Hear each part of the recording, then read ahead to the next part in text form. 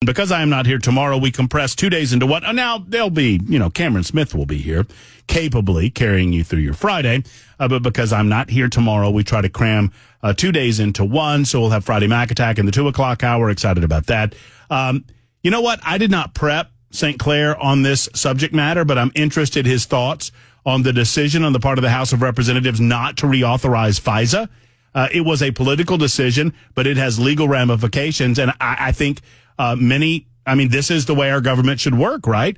Many representatives have heard, including Andy Ogles, who was on with Dan Mandis on National's Morning News this morning. In case you missed it, you can find it on the podcast of your choosing. I think Scott Desjardins. I did not hear Desjardins. I heard Ogles with Dan. Apparently, Desjardins voted in favor of the reauthorization of FISA, something that Desjardins and I got into it regarding that, a couple of months ago. Yeah. I'm not cutting it off with him. I like Scott, but I just have a strong disagreement with the manner in which government entities like NSA and the FBI and other organizations have used FISA warrants in order to spy on American citizens. I don't like it. I saw Rose put out a tweet saying that he was not going to vote for that rule to allow it, but then he wasn't listed as one of the people voting against it. I think the only person... Burchett voted against it. Burchett voted against it. Ogles voted against it. I don't have the complete list. I can get it. I'll find it. But anyway, should I play this dated old thing? Yeah, why don't you go ahead and play that? Good morning, Americans. It's Fri Jay. We got another one coming, though. My boy promised me. Ladies and gentlemen, normally you hear this on official Fri Jays on Friday, but it is First Amendment Freestyle Friday on Thursday, as I have a very important meeting, and I've got it's more of a seminar to get to. I'll talk to Jay St. Clair about this in just a moment. Jay St. Clair joins us. Hello, Jay. How are you? Hey, Matt, if I were any better right now, I'd be playing the hard ways. I thought you might have been saying, I thought you were going Masters, but no, the hard ways. Man, oh, man. That means it's late into the evening and you've had one too many. That's what that means. I'm either making a lot of money or I've had too much to drink. Well, that's what Jay and I, when we stand at our investment seminar, Jay always tells me, now don't let me play the hard ways too early. You just make me, I, as your best friend and as you, my life consultant, I have learned that I have to make you earn the hard ways. That's exactly right. Uh-huh. That's exactly the right way to say it. and buddy, we earn them. Well, yeah, Jay and I are going on another real estate development junket and investment seminar over the weekend. Hence, I will not be here Friday, and hence Jay will not be here either. Before we get into some legal matters really quickly, a lot of folks want to know how last weekend went. I think I've got a little inside intel on it, but tell everybody how it went at Daytona. It was great, man. The whole experience was better than I expected. Just being at that facility down at, you actually go underneath the track through the tunnel that the haulers go through for the NASCAR races. And there's just so much history around there and just an incredible facility. It was great. We had a great time, great teams. And, so it's a 14-hour race, long race, right? And we were doing good up until about hour 6 or 7. We had 2 cars. Our car was in 5th place in our class. The other car was actually, I think, in 3rd or 4th place in its class. But then we lost the clutch in the car I was going to drive. And, we didn't have a clutch around there. So we went to AutoZone, literally, and bought a clutch, came back, and put it in. And when that happened, we were asking the crew, well, what do you guys think? And they said, we think we can get it done in about 2 hours. And it was 1 hour and 58 minutes. Wow. And so they put this AutoZone clutch back in it. And I had not driven the car, man. I never drove it. And had never been on the track. And so they said, okay, Jake, go. And I said, no, get somebody in the car that's driven it. Let's make sure everything's fine. So the owner of the car went out and took a few laps. He said, yeah, I think it's fine. So I got in and went out and turned one good lap, turned a really good fast lap, felt really good. And then it was coming in the second lap, coming off a big NASCAR track to the infield, and the clutch blew up. So, didn't get quite as much track time as I wanted to, but the overall experience was great. Wow. At least he got out. At least he got out and got a lap. At least he got one. I know No, you that's wanted right. many more, but And well, we'll be going back many times. But so anyway, I'm now on the team, and let's see. Next month we're in Atlanta. June we're in North Carolina. September we're in South Carolina, and then December there's a race at the track here in Birmingham. oh, so you're a regular member of the team now? Oh yeah, All absolutely. right. I love that, Jay. That's awesome. I know. It's going to be great. No, that's Great good. group of guys, and yeah, it's fun. That's absolutely fabulous. Well, I mean, part of me, when you told me, I have heard this story once before via text, and I was sad for you that it all happened. Part of me was kind of happy for you that the clutch didn't go out on your watch. Yeah, right. I mean, I know, when you're new, I mean, at least that's the way that I would feel about it. Is like, if I'm new to the team, I don't want to break the car the second lap I'm in the car. But No, that's right. Yeah, it just happens. 14 hours is a lot to ask out these cars. That's right. But what about this, man? 120 cars were entered, and I don't know how many finished the race, probably about half of them. What would you guess the margin of victory, Bale? So the race for 14 hours. What do you think the margin of victory was? okay, it's 14 hours. It's a it's a 14 hours, and you just, every time you click a lap, you get credit for a lap. That's right. And the laps take about 2 minutes and 20 seconds. Okay. So, Bell, over 14 hours between first and second place, what is the margin of victory? What do you think? Few tenths of a second. Okay. Bell has guessed a few tenths of a second, Jay. Well, they raced for 14 hours. I'm going to guess the margin of victory was 5 laps. That's a great Wait a minute. guess. You're saying that the person who won was 5 laps in front of number 2? Yes. Over the course of 14 hours, where you have driver changes, where you have engine. Oh, okay. All right. Where you have I'm sorry. I caution. was confused. I didn't. I thought this was who gets to the finish line last versus, if you're running the same. Oh, yeah. I'm ignorant of this. Yep. Okay. I mean, Well, actually, tell me what it is, Jay. Your guess, it was 1 second. Wow, you were right. Holy They moly. raced for 14 hours, man. That's incredible. So 1 and 2 both did all the laps they needed, and one only got to the finish line by 1 second sooner than 2. Well, it's not even a matter of the laps that they needed. It's how many laps can you do within the allotted time. Oh, okay. I see what you're saying. Yeah, So they both did it in the After same amount. 14 hours, they were 1 second apart from one. That's incredible. I thought I was right on the mark. And one was a Porsche and one was a BMW. But like the Le Mans, 24 hours of Le Mans, that happens, or it's not 1 second. But they race for 24 hours, and often the margin of victory is less than a minute. But for it to be right around 1 second was just remarkable. Well, congratulations on the event. I'm excited about hearing about more of it. A lot of the listeners wanted to find out about that, and that's good. That's great. That's great stuff. All right, let's. Where are we on this New York case, Jay? We always like to get caught up on Trump lawfare. That's what we call it, Trump lawfare. Yep. Where are we on this deal in New York? Well, it's going to trial next week, man. And so there's 4 criminal cases. There's the 2 federal cases. The one down in Florida involving the documents, classified documents. The one in Washington, D.C. involving January 6th, let's say. And then the sideshow over in Atlanta with Fannie or whatever her name is. Mm-hmm. Really. And then this one in New York, man. And there's been less talk about this one than any of the others. I've heard a lot of legal pundits say the case they were most worried about from Trump's perspective was the classified documents case in Florida. I never really understood why lawyers or legal analysts thought that was his most dangerous case. I have always thought this case in New York was the most dangerous case for Trump. And here's why.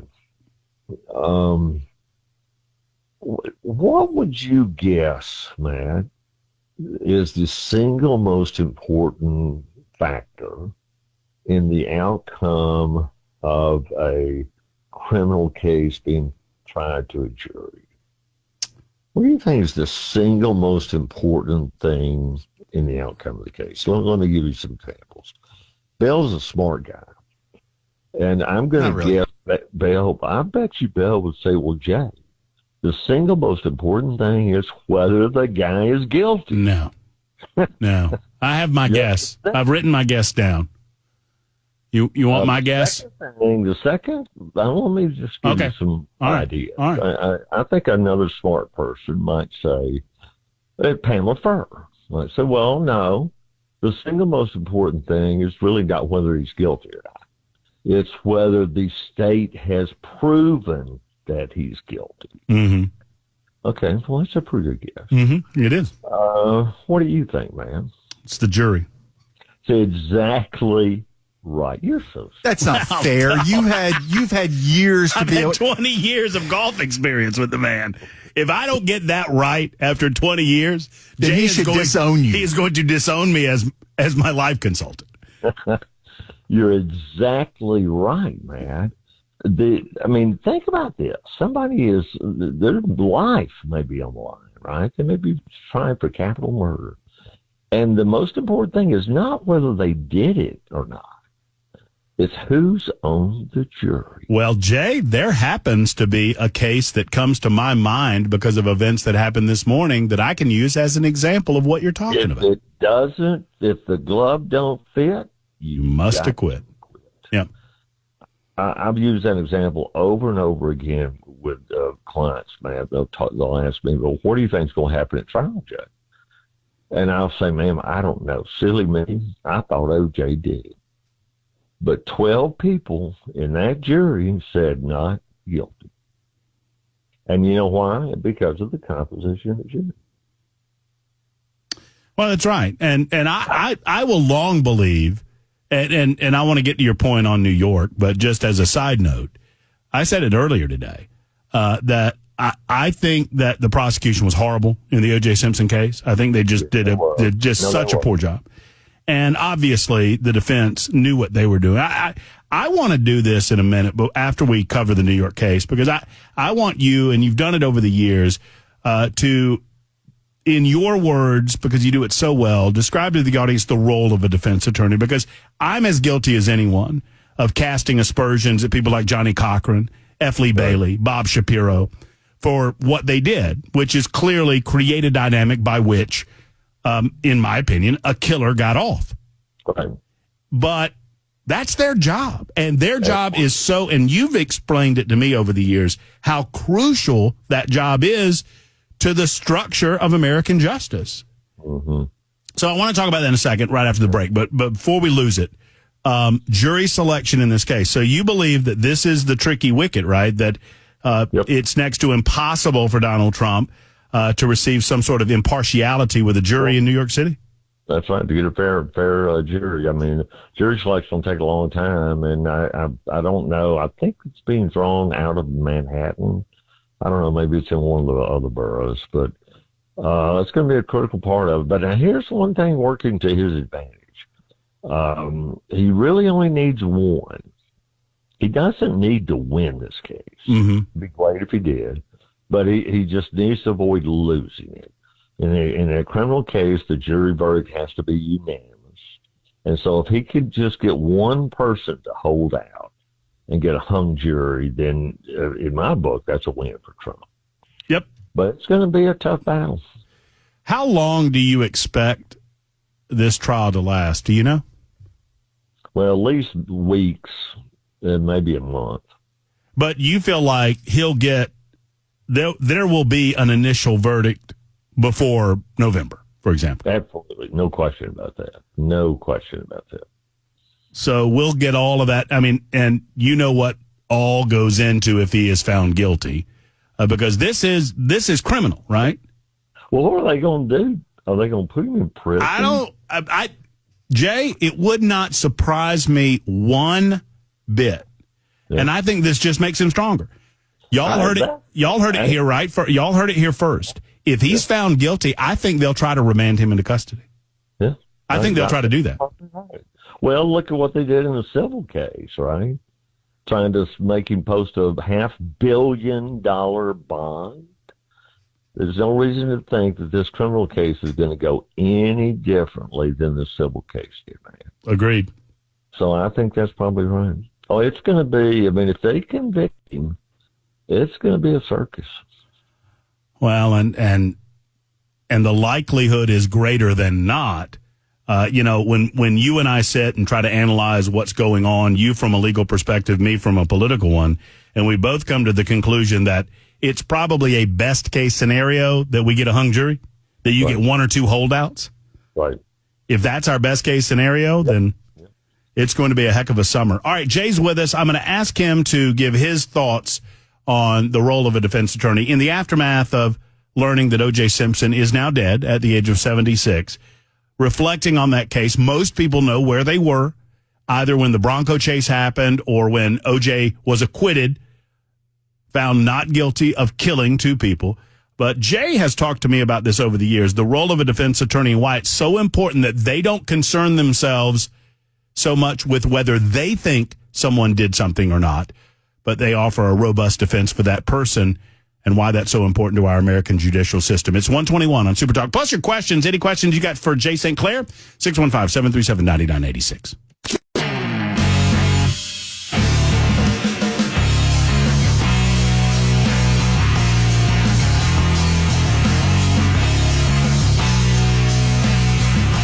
I was just texting Gino Bolso. Good friend and Representative Gino Bolso, who voted against a bill. There was a bill. Hold on, I'm finishing up my text. There was a bill before the Tennessee General Assembly today that would ban allowing first cousins to marry. And Gino was emphatically against this bill. I think it passed. It was fairly widely supported.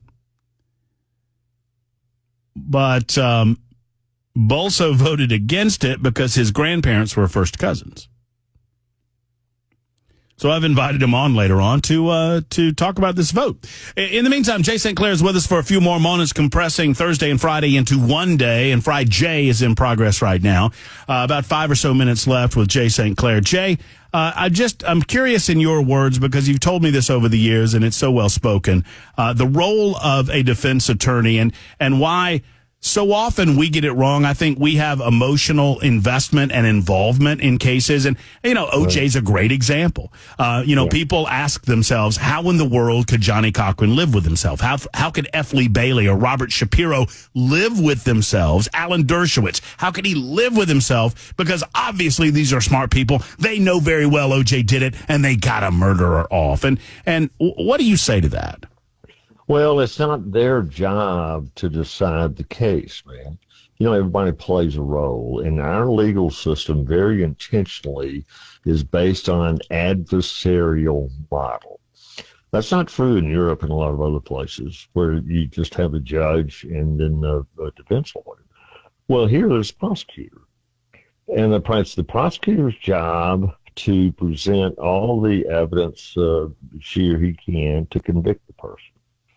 But then the defendant has an attorney, and it's that person's job to do everything within ethical bounds to convince the jury that the government has not made out their case. And the idea, and this is the language that the law uses, man, that when you put those two adversaries together in the courtroom, in the crucible, I think is the word. Think of a mortar and pestle, the image that I'm trying to call it. You put all those facts in there, and then there's that mortar and pestle that's grinding through those facts. And both sides are having their assumptions and arguments challenged. And the idea is from that truth emerges. It's a little bit, I don't like this analogy perfectly, man, but I like it a lot. I'm a big free market person, and I know that you are too. You don't have a top-down management. You got two competitors out there slugging it out in the marketplace, Coca-Cola and Pepsi, perfect example. And nobody's regulating them. Either one of them can say or do whatever they want to do. Well, the best product wins. And actually, if I think about it, this analogy is pretty good. Same thing in the legal system. You got the prosecutor and you got the defense. It's neither one of theirs jobs to decide the case. It's their job to put on the best case for their client that they can. And the system says that out of that struggle, the truth will emerge. Mm-hmm. And I like it. I mean, I like it a lot. I've tried a lot of jury cases, non-jury cases. And I got to be honest with you, Matt. In my personal experience, jury has got it right 99% of the time. You also taught me this concept years and years ago about how our system is set up to default to freedom. Meaning, who's the person that said it is better that 100 guilty people go free than one innocent person go to jail? Is it Blackstone? I don't know, but that is a cornerstone of our legal system. Right. I mean, and it's hard for people, especially in emotionally charged cases. The OJ case, once again, is the easiest example. Right. Most people looking at what we saw in front of us clearly saw a guilty person. But in our justice system, it is designed that guilty people go free before innocent people go to jail. You said that exactly right, man. And that's not just a thought. That's a cornerstone of our system. It's a first principle. Well, and it's why I've always, more than, it's easy to take pot shots at Cochran and Bailey and all those guys. I far more blame the prosecution because it just sucked. They were just overwhelmed. And they never even proved flight, man. They didn't prove that he ran, which is the clearest evidence, if you go and try jury cases in the South, you better be able to quote some scripture. Uh-huh. And I don't have a lot of scripture quote I remember, but I got this one. I use it a lot. The wicked, if I'd been trying that case, man, first thing I would say to the jury, the wicked flee when no one pursues, but the righteous are bold as a lion. That's Proverbs 28:1. Mm-hmm. Where's he going? On the jury, why was he fleeing? Because they couldn't even manage, and I remember this, that they couldn't manage to get that in the case. I don't even think they tried to. I think you might be. I'll have to look it up, but I know it wasn't a part of the trial, and I couldn't remember if Ito squashed it or if they. I think you're right. I think they decided that would be too much or something in an 11-month trial. That would be too. The most persuasive evidence of guilt in that case, Matt. The wicked flee even when no one pursues. Mm-hmm. Where was OJ going? Where was OJ going? What? Where was he going? Running from? Yeah. What was he running from? Right. Great. I mean, you're right. Jay, if all things go well, you and I are going to reorganize some real estate this weekend. All right? I'm looking forward to it, buddy. All right, man. I'll see you soon. Take care, Jay. Thank you. All right. There's our legal correspondent, life consultant, and gambling buddy, Jay St. Clair, for a few moments on this Thursday. Thank you very much. You're perjuring yourself, sir. You're perjuring yourself. You say potato, I'll say patata. It's 1:33 on Super Talk.